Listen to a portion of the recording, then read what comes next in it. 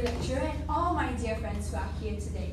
Thank you all for rising up so early and being here for our presentation. Today, we will be talking about a very interesting topic, which is about video games. This is a topic that I'm sure all of us, especially the youngsters, can relate to. Now, what will we be covering today? So, our contents that we will be covering today will include 5 levels in total. The first level, we will be discussing on the definition of mass communication. And then, we will discuss on how video games came to be, the history of video games. And then, we will be explaining on how video games impact us as a society and how it influences us as the public. And of course, we cannot forget the last of the reflection on how video games affect us as students in general. So let's start with the first level that we will have to go through. What is mass communication? So mass communication basically defines as the exchange of information to a wide range of people. For example, the most common that we see in our daily lives, broadcasting on television, the radio that we probably have heard this morning in the car, the newspapers and tabloids that our grandparents read every day, and of course, the one that we all know and love, the social media and the internet. All of these apply to the definition of mass communication. But how does it relate to video games? Well, video games actually apply to the definition because video games have online platforms that allow players to communicate with other players all across the world, which again applies to the definition of mass communication. Now, here is a bonus level for you guys. What are video games exactly? So, video games are electronic games that can be played on a variety of devices. For example, the laptops and tablets that you're using right now. Those are platforms that we can play video games in. And we can use our smartphones, gaming consoles like the PS5. These are very popular options. And they can be played in single player or multiplayer modes. There are lots of genres as well. For example, role-playing games like famous Honkai Star Rail or Genshin Impact. There are also first-person shooter games like CSGO and Valorant, and of course, simulation games like Stardew Valley and so on. But how did all these video games came to be? How did they start? So, now I'll have my partner Iman tell you all about the interesting history of video games. Hello, so my name is Iman, and for my part, I'll be talking about the history of video games from the very beginning until today. So first off, the first video game appeared in 1940s during New York's World's Fair, and it was in a machine called Nematron. They played a game called Nim, which is basically a game where players try to avoid taking the last matchstick. And then after that, in 1947, Thomas Goldsmith Jr. invented the cathode ray tube, which allowed players to fire at a target. Can you press? Yeah. So here you can see, this is the Nematron machine, and on the right side is the cathode ray tube amusement device. And then moving on, first official video game, the last part, they were a part of video game history, but they're not generally considered as official video games because due to them not being in a proper video game device. Now, for the first official video games, we start off with OXO, created in 1952. It was the first graphical computer game, and it was developed by a student in University of Cambridge. After that, Tennis for Two was released, and it was actually considered officially as the first official video game, I think because it was more famous than OXO. Oh, by the way, OXO, in case you guys don't know, it's basically tic-tac-toe. Yeah. Wait. Not yet. Sorry. And then Tennis for Two also featured moving graphics on an oscilloscope. And it was the first device that could be controlled by a controller. After that, wait, I'm so sorry. After that, That was when Space War was also created. It was quite widely known also. Yeah, next. After that, so that just now we basically sum up the beginning of video game. Now we reach the golden age, which starts from the first arcade game, Computer Space, created in 1971. After that, we have Pong 1972, which was the first big arcade hit, and later Space Invaders, which was invented in 1978. And after that, Pac-Man, we all know the game, and then Donkey Kong 1981. Eventually, not long after that, the Atari 2600 was invented in 1977. It was one of the first console games. Yeah, they could play it in homes, so it generally changed the whole vibe to video games because people could play it at the comfort of their own home. And that leads us to the game crash of 1983, where the whole video games market collapsed and basically video game stores started closing out and everyone started throwing away their games, and it was due to many poor quality games and also lack of trust from consumers from the suppliers. Yeah, but thankfully though, eventually, a few years after that, the industry revived. Came back, and it was mainly thanks to the Nintendo's success with the NES, which was released in 1985. And this Nintendo device, it eventually led to the release of Super Mario 1985, that was released in 1985, and also The Legend of Zelda in 1986. And yeah, so now let's go to a quick timeline journey that started with the console war. If you're wondering what console war is, it was when companies like Nintendo, Sony, and Sega competed with each other to be the best of the gaming company. But they actually, the competition between them actually helped boosted the landscape of gaming industry as a whole. Yeah. And later on, games like Doom and Warcraft was released, and later after that, Super Mario 64 and Final Fantasy, which featured 3D technology. And then after that, console like Xbox came out in the 2000s, yeah. And followed by PC games. PC games like the Warcraft 2004, and then not long after that, iPhone came along, and games like Angry Birds, people were obsessed with it. It became like a trend, yeah. And moving on, in 2003, Steam came out. And this software, Steam, I'm sure we all know, actually helped indie games, helped indie games to become more popular and help independent games creators to create games like we all know and love Minecraft. Everyone loves Minecraft. And then after that, in between that, older gen consoles came out, like the PlayStation 1, PlayStation 2. And then later, after Minecraft, Twitch came out, which helped the industry even more because it helped popularize the competitive gaming and also esports.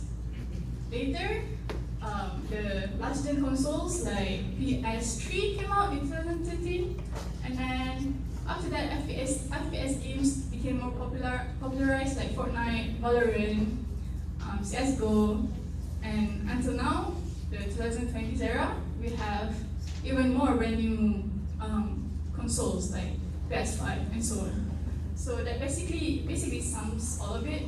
And I think today we have a new game system like the cloud gaming, and I'm sure there are a lot more to come.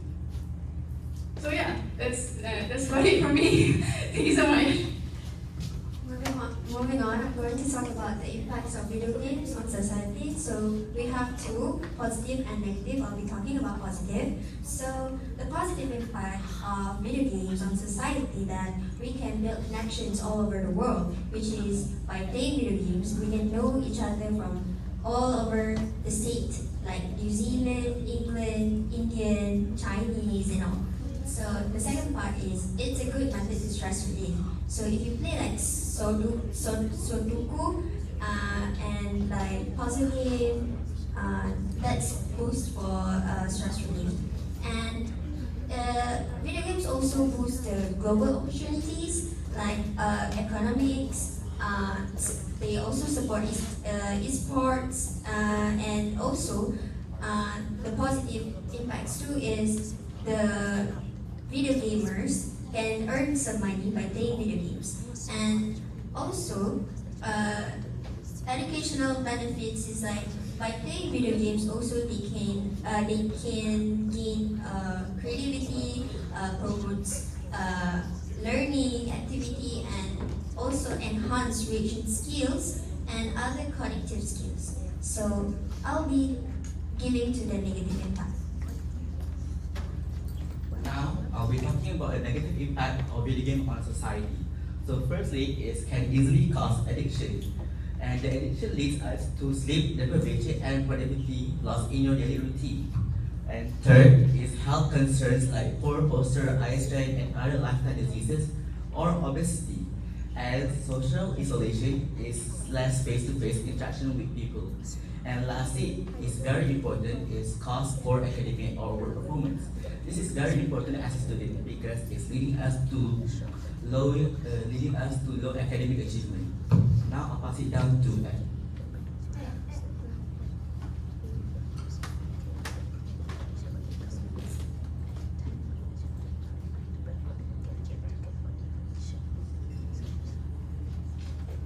Alright, so I've prepared a poster explaining how video games influence the public. First of all, it has a cultural influence. So video games play an important part in shaping modern culture. They influence language, like slangs, fashion, music, and there I've even included certain songs that were inspired by video games. And second of all, video games also build communities. So video games foster social interactions, especially in multiplayer games where you have to work together with other people. Or alternatively, you can bond with people over shared interests, over games. And there I've included, like Iman has explained, Twitch, which is a video game platform where people stream video games and people usually build communities centered around the content creators there. And that is Discord, a social media platform created for gamers to interact with one another and build communities. So the third point is public perception of technology. Video games contribute to how people view technology and how people are able to experience it. So through video games, people can have the opportunity to really understand the emerging technology such as virtual reality, which is VR, AI, cloud gaming, augmented reality, and many more. For the fourth point, the video game is economic impact. The video game industry is a major economic force as it generates billions in revenue worldwide. In 2024, you can see the total revenue is 187.7 billion, consisting of mobile games, console games, and PC games. And economic-wise, it also creates a demand in jobs such as game development, animation, esports, etc. It also contributes to the growth of other industries. Like I've explained, the technology industry, and another one is also the retail industry because video games are also sold in retail stores. That's all from me. Thank you. So for my part, I will be reflecting on the positive sides of video games that has influenced our lives. So the first point here, so as we start, the first point here is that it can improve your concentration skills. So as we all know, many video games require players to focus intensively, involving like a multitasking sort of games. So for an example, it's like switching between different tasks or like tracking any moving object and so much more. And sometimes even the necessity of making a rapid decision making where you have to make a decision on the spot. So the next point here is that it can improve your cognitive skills.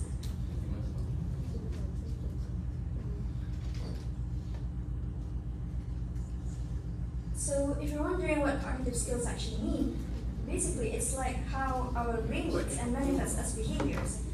For an example, like the way we think, learn, and also remember things. So by playing video games, it is actually demanding us to remember some key informations and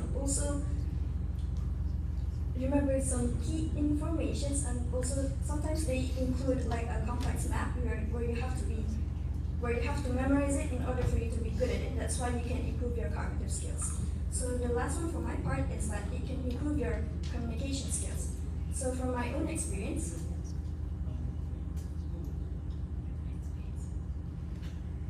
video games has always been a platform for me to communicate freely because I'm pretty much an introverted person, and I know those who experience social anxiety could also relate to it. So people like me, we prefer to communicate virtually because it reduces the fear of being judged or criticized whenever we have a face-to-face interactions. So that's why eventually gaming has been a safe space for me to communicate more freely. So to conclude everything from my part, video games can actually impact our lives positively by providing a significant amount of benefits to our personal and cognitive development. That's all for me.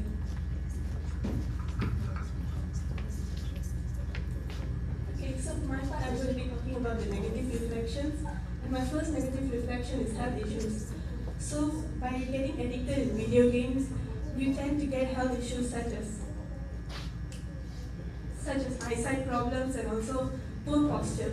So from my experience and from what I've seen, I have a cousin who's 7 years old, and her parents used to give her phone to play video games whenever they were busy so that she doesn't disturb them.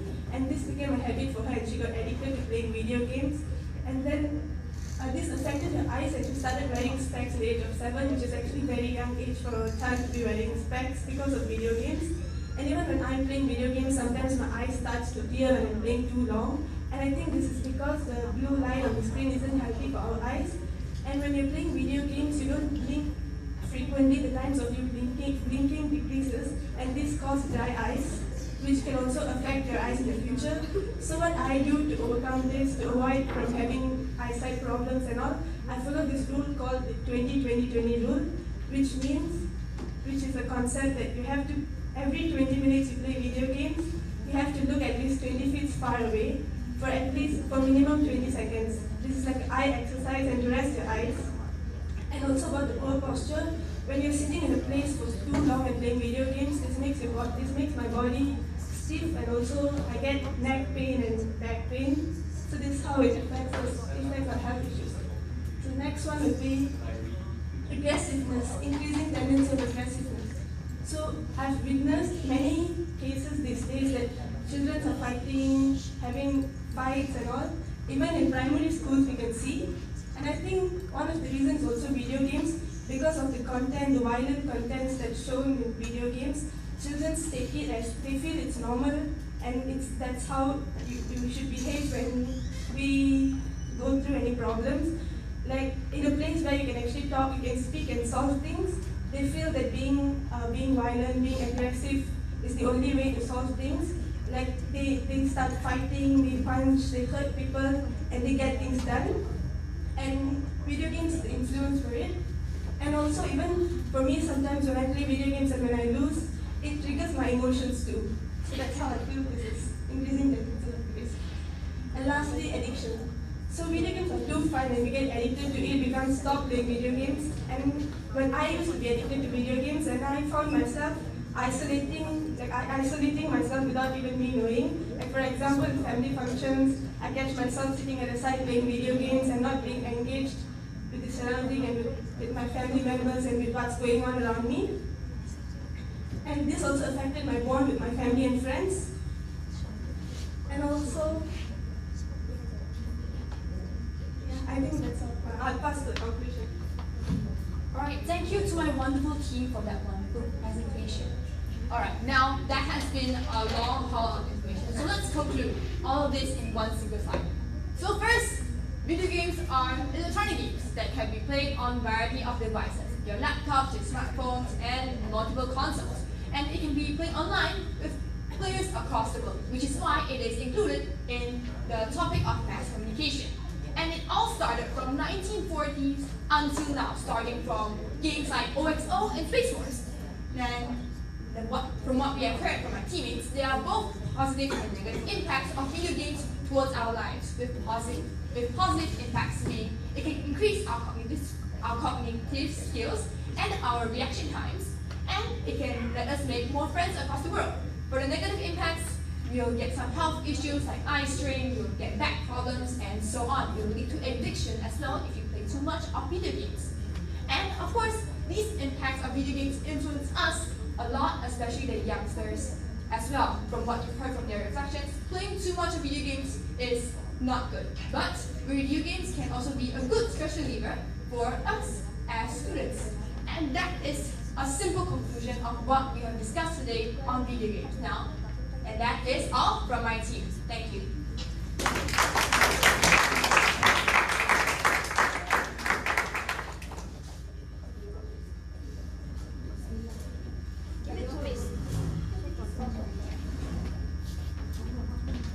Do you have any questions, class? Any questions for this group? Okay, overall, the presentation was good. Okay, all the presenters especially, they were just doing an impromptu presentation. No one actually looked at the device or memorized, like word from word. So this is what is needed. You understand what you're presenting, and the flow of the presentation will be seen as a smooth presentation. Okay, so well done to the members when you gave the presentation. Fluency of the presentation and the content. Okay, and just one minor things to be corrected. If you look at your reflection, the self-reflection is your reflection on the assignment given to you. No negative or positive reflection here. Yeah, your own experience impact to you. So no need to give the negative. Your impact doing this assignment and getting involved in the whole video game. But no, I mean, in the coursework it looks like example they present about video games. The coursework looks like how the video games impacted. If it has impacted you, just you yourself. That's all. You don't need to give about, other examples. Not necessary. Okay, self-reflection is purely your reflection of this whole thing. That's about it.